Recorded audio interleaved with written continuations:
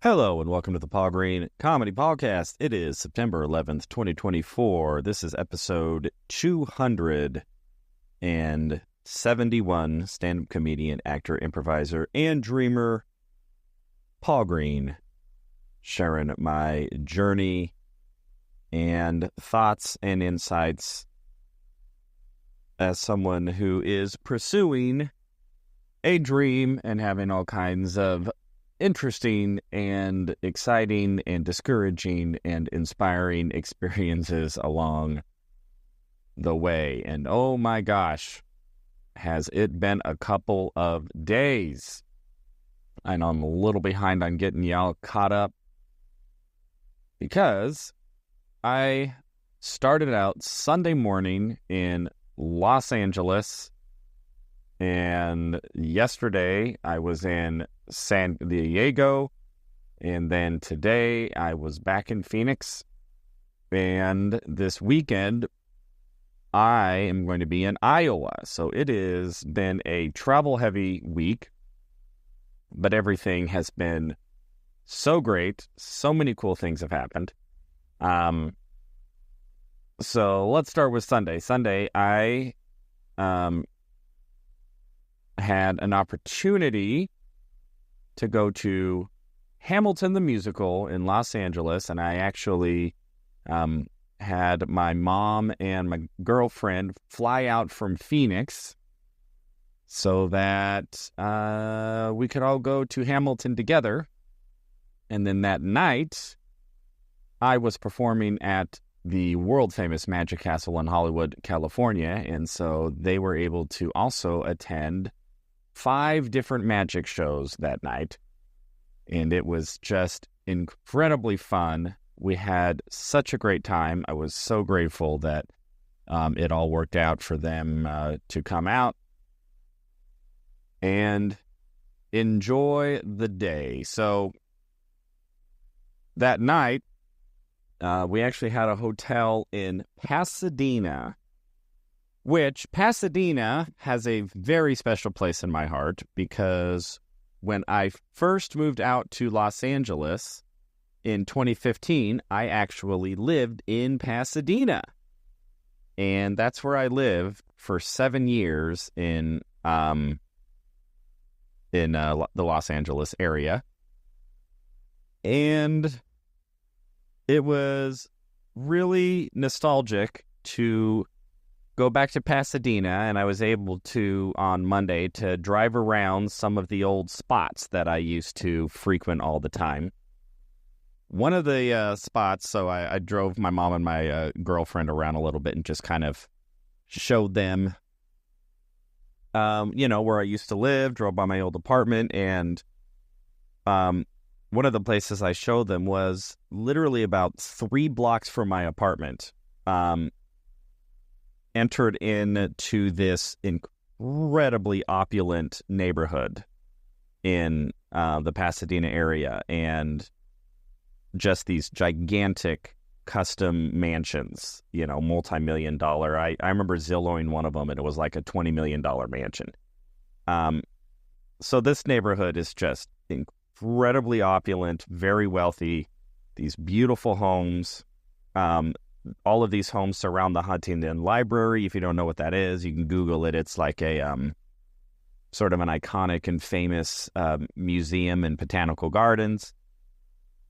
And when I lived in Pasadena, what I would do often is I used to go for jogs or walks in that neighborhood at night. And for me, it was sort of a how would I put it? It was me visualizing and trying to put myself in the mindset of what type of person would I need to be to live in one of these homes and to be able to afford one of these homes. And so it was a bit of a visualization exercise. A lot of self-help books talk about visualizing and putting yourself in certain mindsets and certain headspaces. And so I would just go running or jogging in this neighborhood, and I would see people out walking their dogs, and I would just wave to them, and I was trying to normalize what it might feel like to live in a neighborhood like that, or to own a house in a neighborhood like that. And it was a fun exercise. I think that, I know at least for me, it's throughout my life, I've maybe had a tendency to look at people with a lot of money or with a lot of wealth as somehow like others or like different than me. And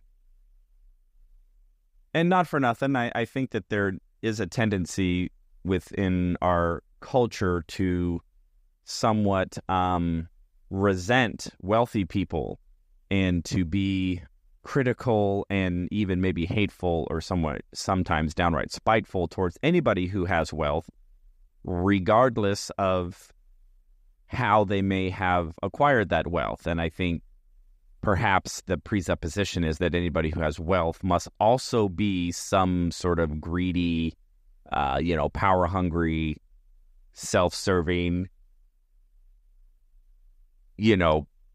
mistreats poor people or mistreats underlings, or, only acquired the wealth through some sort of criminality or underhanded business dealings or whatever it is. And, and maybe there's some truth to that.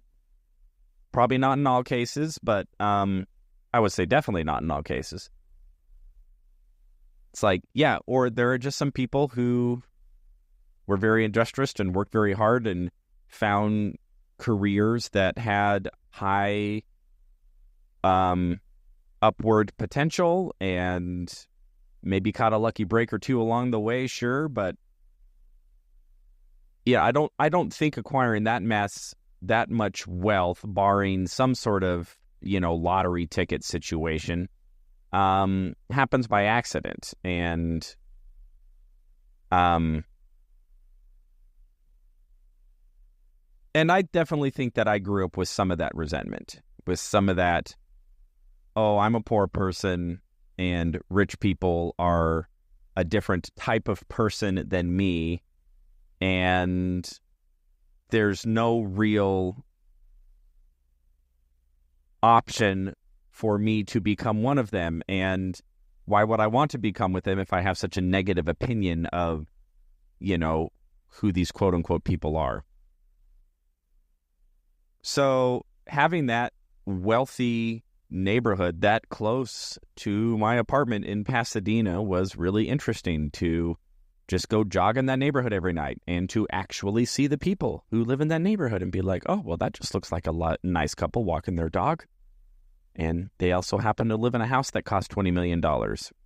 And instead of me resenting that, I just would start asking questions, and I would just think to myself, what would it take for me to own a house like that? How much money would I need to actually make? And how could I potentially make that money? And I do remember one night I just stood in front of one of the houses and I pulled up Zillow, and I think the house, like the last time it sold, or maybe Zillow was valuing it at something like $20 million. So it was a $20 million house.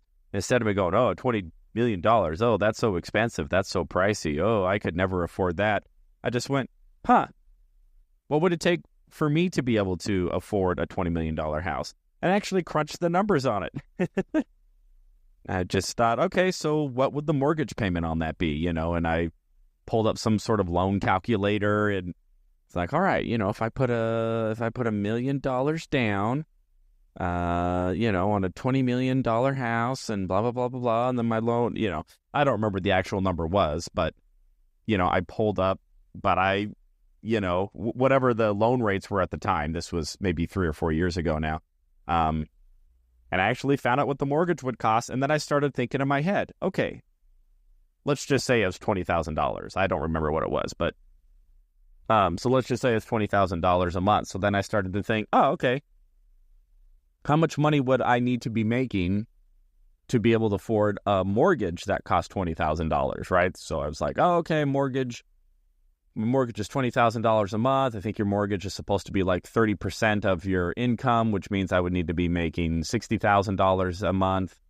Okay, what would it take to, earn $60,000 a month? What kind of career would I need to have, or what kind of job, or what sort of assets, would I need to have? And I just started asking questions, and instead of judging it, or instead of treating it like an impossibility, or treating that whoever lived in that house must be some sort of different type of person than me, or a person that I never could be, I just shifted the question. And, I still don't live in a $20 million house, but it very much shifted my attitude and how I felt. And it just helped me release some of that judgment, both judgment of, quote unquote, wealthy people, but also judgment of myself as somehow being different than a wealthy person.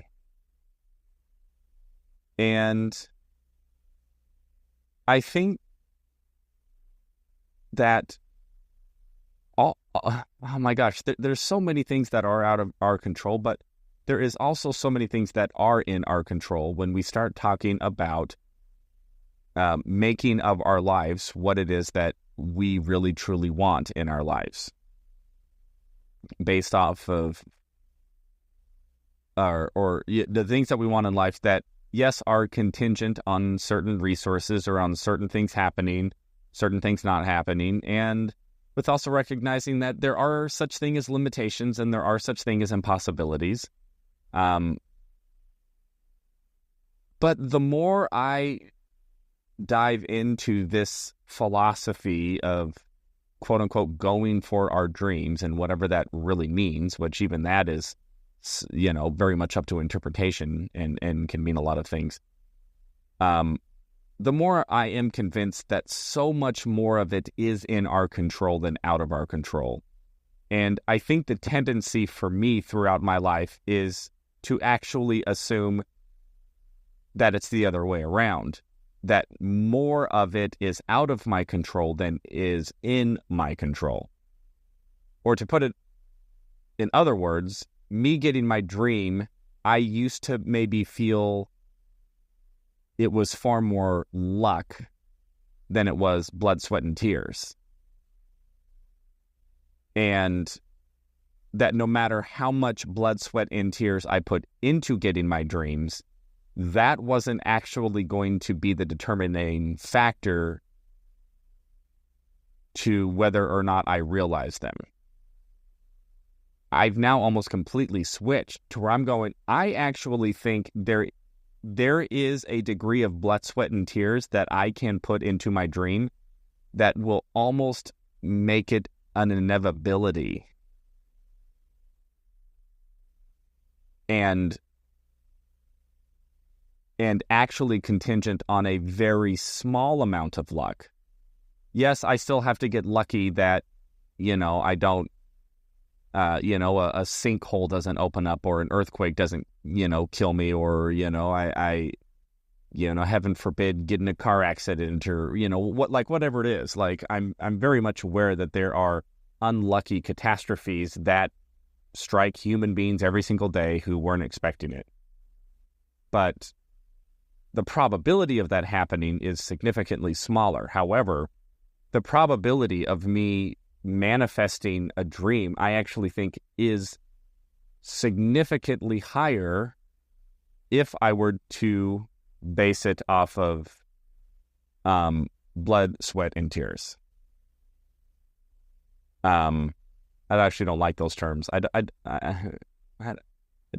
just realizing I know what blood, sweat, and tears means, but I don't actually like it. Just very hard. It doesn't even need to be hard.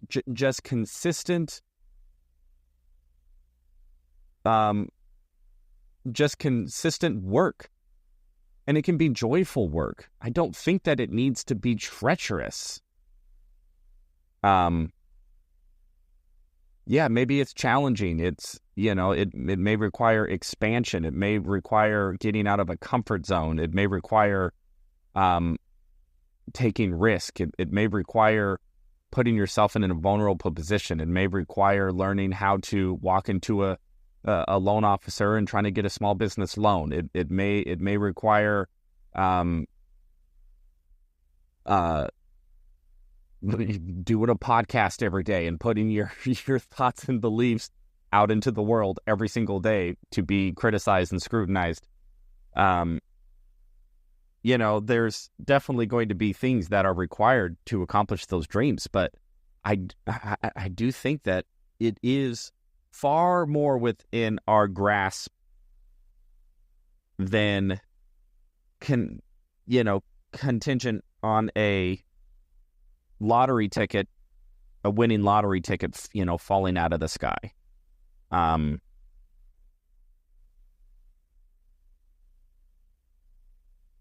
every once in a while, a lottery ticket flies out of the sky.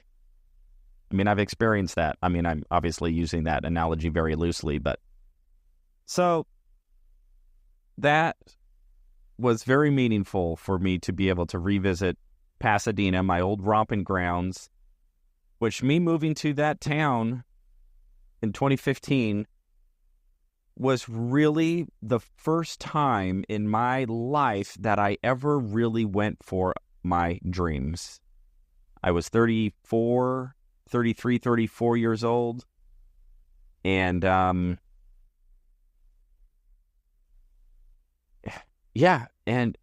up until that point into my life, I had really just followed the wind. Whatever way the wind blew is just where I went, with no actual purpose or drive or belief in myself, or belief that life could pan out in a miraculous, fulfilling, incredible manner. And yeah, moving to Pasadena, I still remember that first night when I pulled up to my new apartment. I got into town late, and it was just this beautiful, actually it was almost exactly 9 years ago, because I moved out there September 5th, I think. Yeah, September 5th of 2015, if I remember right. It was Labor Day weekend 2015. And it was just a beautiful night, and the stars were out, and the beautiful trees, and the smell and everything, and I just went, my gosh, I've moved to heaven. And that really started my journey as somebody who goes for their dreams. And my dream was comedy, my dream was acting, my dream was performing. And even though that path has landed me back in Arizona, that move shifted me forever. And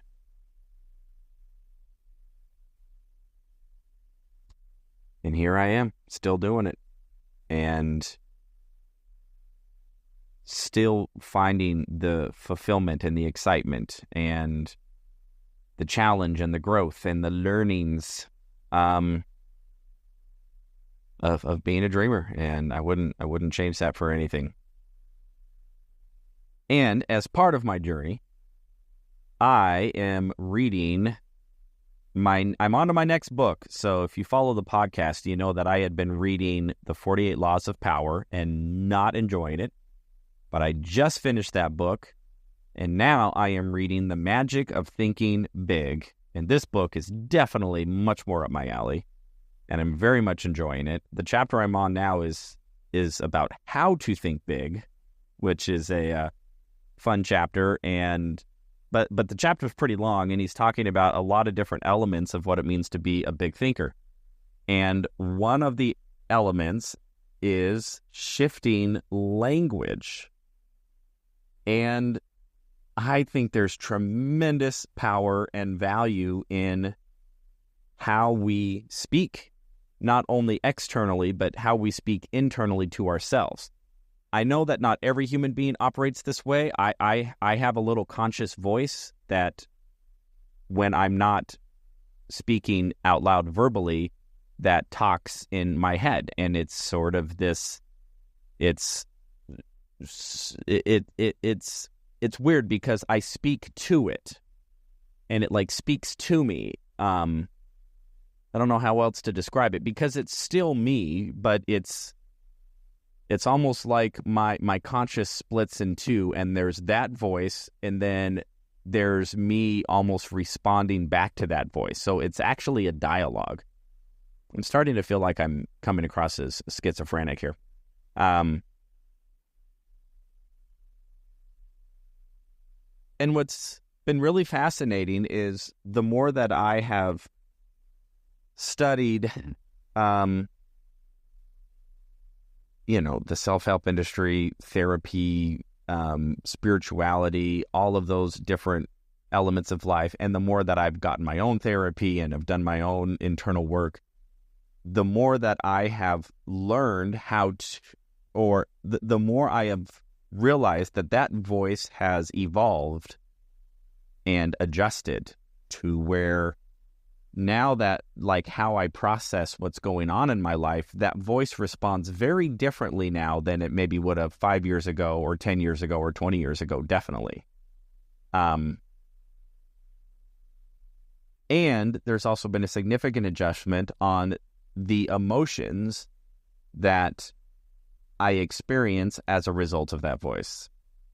Whereas, maybe 5 years ago, let's say I had, this is such a trite example, but let's say I had a romantic interest who rejected me.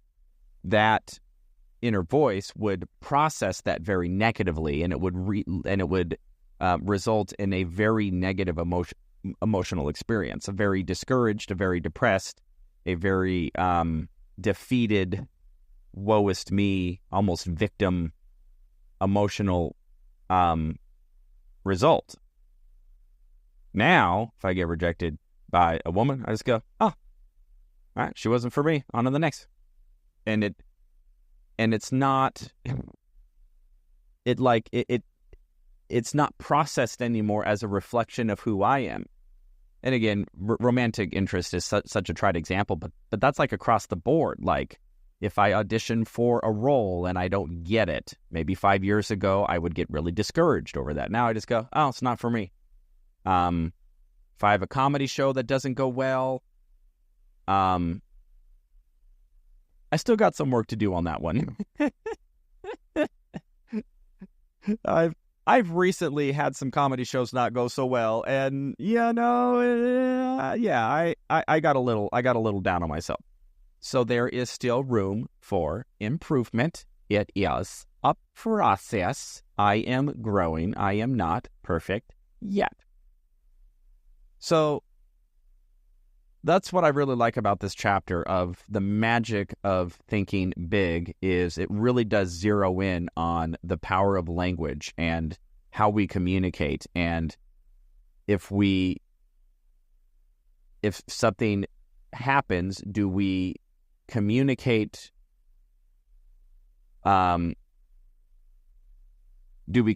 in terms of negativity and discouragement and defeated, or do we communicate in terms of, oh, this is an opportunity, this is learning, this is growth? So, I'm working right now with my partner Josh Novi on building a comedy brand and being able to produce shows, and our shows this weekend did not sell well for some reason. So that's something where we can look at that and go, oh, we're a failure. Oh, we're not successful. Oh, this comedy show isn't good or whatever. Or we can look at that and go, oh, interesting. So the strategies that we use to market these shows didn't produce the results we want. Great. What can we learn from that? And then regroup and find a different strategy. And it's an opportunity. It's an opportunity to learn. It's an opportunity to grow, and it's an opportunity to adjust and to try again and improve, and to keep doing that until we start getting the results we want.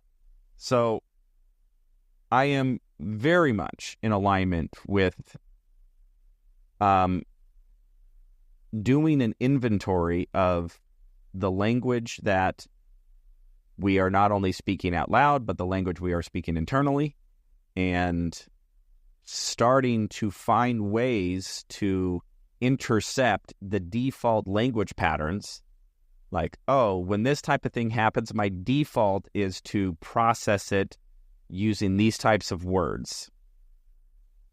And instead of that, I am going to take a moment, see if I can retool this, look at it a different way, and then use different language to describe and define what is going on or how I am responding to this event, whatever it is. And that, to me, I think there is tremendous power. And